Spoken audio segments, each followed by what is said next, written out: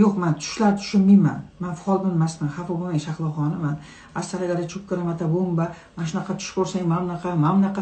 Sizlar qiladigan ishinglar yo'qmi? Men tushunmayman, Вообще tushni qo'yib yuboring, nimaga yopishib qolasiz tushga? Endi sizning hayotingiz ma'nosi shu tush bo'lib qoldimi? Настолько tupо bu, xafa bo'lmang-ku. Yo, nima qilasiz tushni? Причем тут tush? Hayot o'tib ketyapti, baraka topkir. Umr deganing zirillab o'tib barajatir. Qozog'chasidan so'raydigan bo'lsam. Vorillab hayot o'tib ketyapti-da, siz kunduz kuni ertalab ko'zingiz ochasiz-ku, shu bilan kechgacha nima qilishingiz kerak? Mana shu bilan shug'ullaning siz.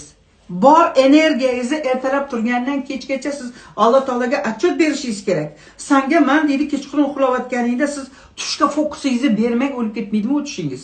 Siz kechqurun uxlagan paytingizda sizga Alloh taolo kuch-quvvat beradi. Ertalab mana shu Shahloxon turib, kechgacha buni vazifasi bor, bu bir nimani qilish kerak deydi.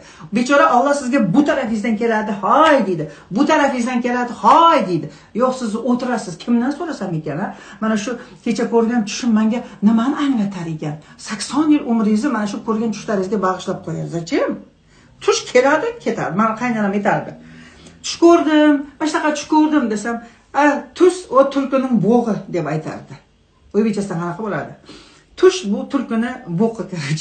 Bo'ldi. Mana shunday qarang unga, zachем sizga u tushingiz, tavba qiling. Hayot o'tib ketyapti-ku. Yashang, ertalab turingda kechgacha harakat qiling. Bu dunyoga kelganimizda bizning eng zo'r vazifalarimiz bor. Mana qarang. Biz mana shu переход неправильно qilamizda, мы что-то хотим. Ya'ni biz bir xohlaymiz. Tirik ekanmiz, пока мы живы, мы что-то хотим. O'lgandan keyin yer tagiga kirib ketgandan keyin bizga hech nima kerak emas. Lekin biz tirikmizmi? Biz nimanidir xohlaymiz. Endi qarang, biz nimanidir xohlaymiz.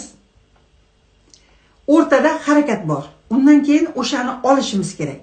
Biz harakatni tushirib yuboramizda, men buni xohlayman deymizda, qachon olar ekanman deymiz.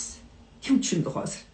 Men buni xohlayman deymizda, qachon berar ekan Alloh taolo deymizda, o'rtadagi harakat fuk pastga tushib ketadi. Asosiy o'sha-ku. Biz nimanidir xohlaymiz, keyin harakat qilamiz, undan keyin o'shani olamiz.